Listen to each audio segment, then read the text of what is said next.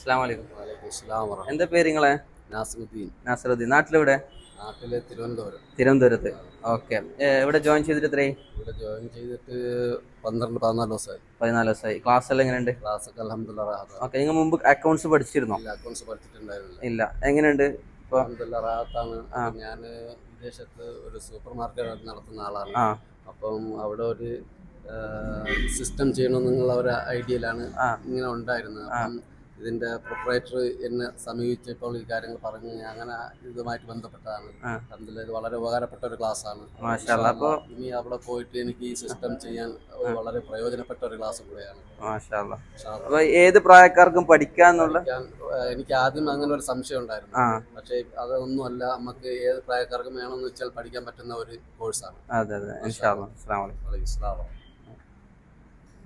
അസ്സലാമു അലൈക്കും. വലൈക്കും അസ്സലാം. എന്താ പേര് നിങ്ങളെ? നാസിമുദ്ദീൻ. നാസറുദ്ദീൻ. നാട്ടിലെവിടെ? നാട്ടിലെ തിരുവനന്തപുരം. തിരുവനന്തപുരത്ത്. ഓക്കെ.